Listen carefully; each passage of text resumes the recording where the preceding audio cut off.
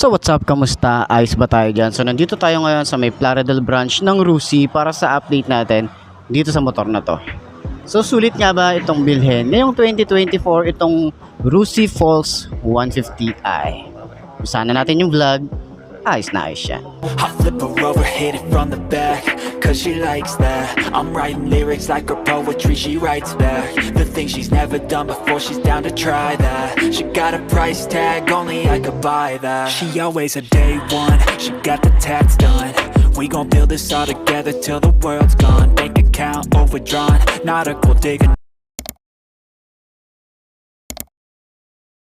So yun na nga, para sa mga nagtatanong kung magkano itong price na to, ayan, papakita ko na lang din sa inyo kung magkano ito. Sa tingin nyo ba, sulit?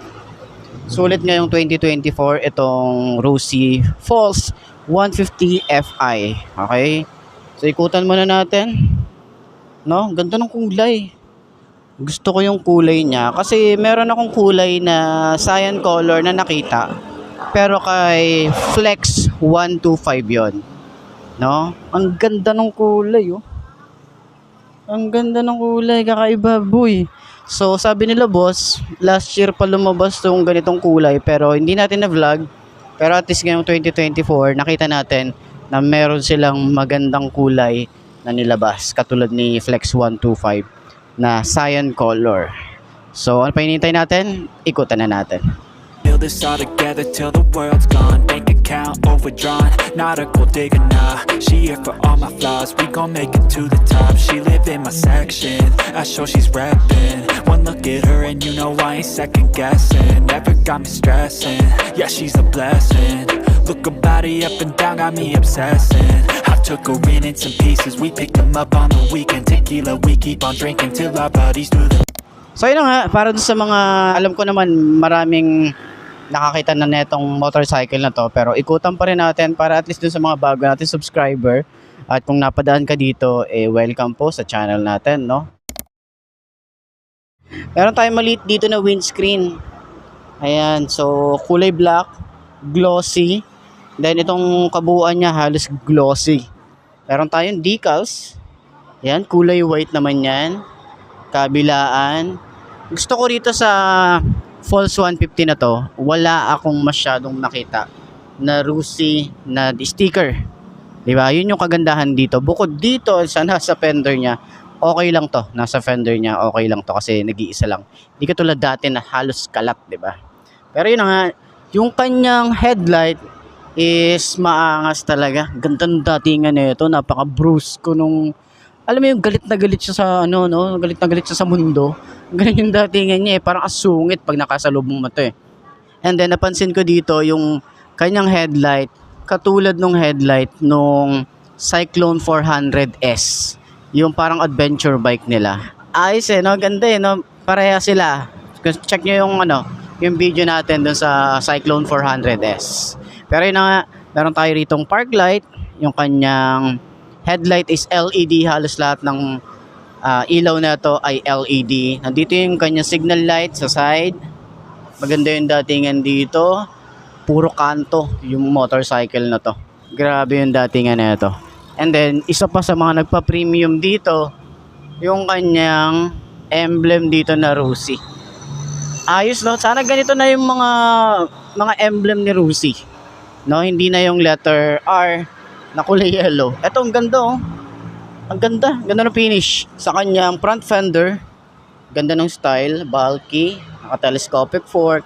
Naka-single disc brake tayo rito. Then, naka-single pot caliper tayo rito.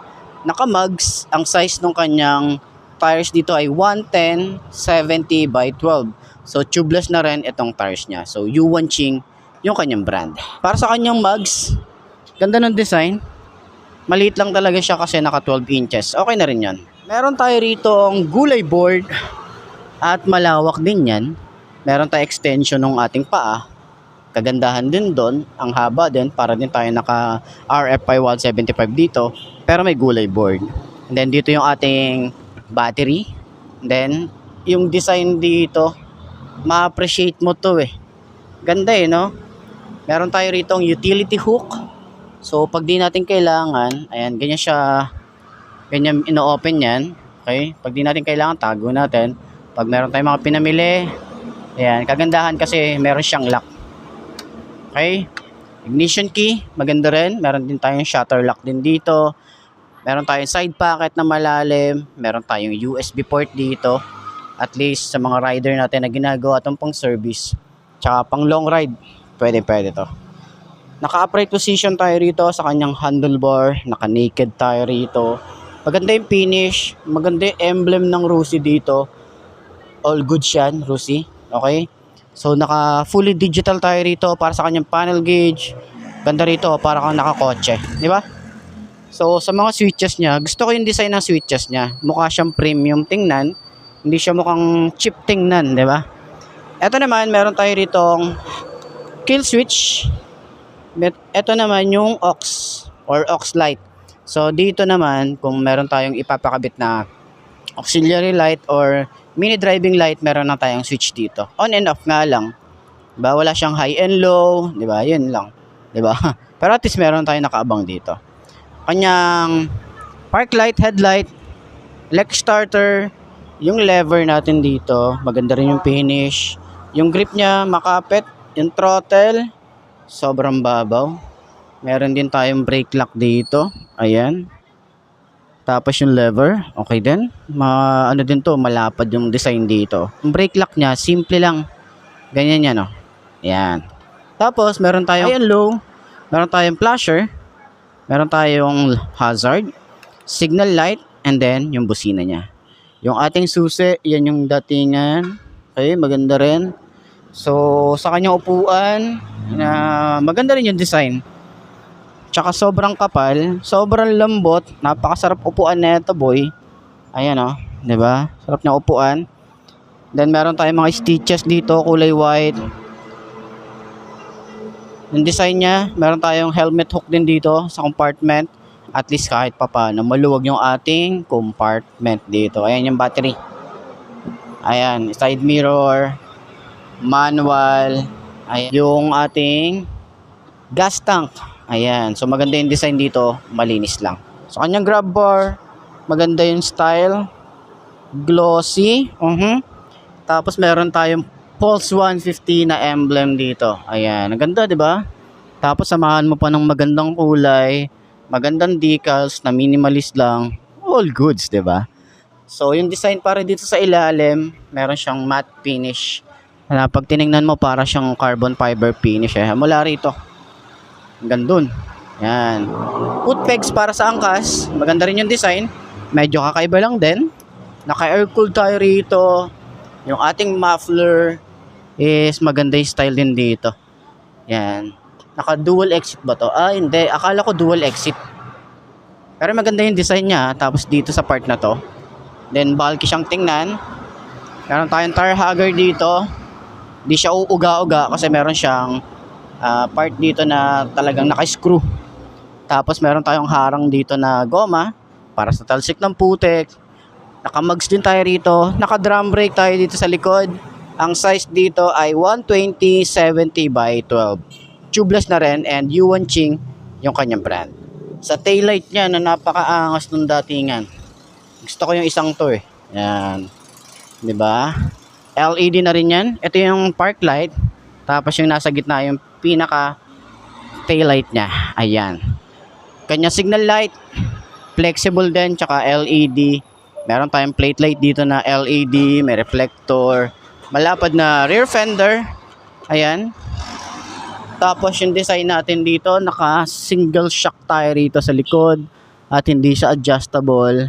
Maganda yung design ng kanyang panggilid. O yung CVT niya. Meron tayong Rusi dito. Yan, yung mga ganitong style ng Rusi, okay sa akin eh, di ba? Kung may kickstart tayo rito, ayan. All good yan, kahit makalimutan natin yung ating battery, di ba? Hindi natin ma-monitor, meron tayong kickstart dito. So, sa kanya side stand, medyo hindi siya ganun ka-smooth, pero wala tayo ritong kill switch side stand. Okay? So, bike check naman natin kung abot ba ng 5'2" nakagaya ko itong motorcycle na to. Okay? Hit it from the back, 'cause she likes that. I'm writing lyrics like a poetry, she writes back the things she's never never done before, she's down to try that. She got a price tag, only I could buy that. Flipping now she's on her back, cause she likes that. I'm writing lyrics like a poetry, she writes back. The things she's never done before, she's down to try that. She got a price tag, only I could buy that. Find somebody who loves you for you.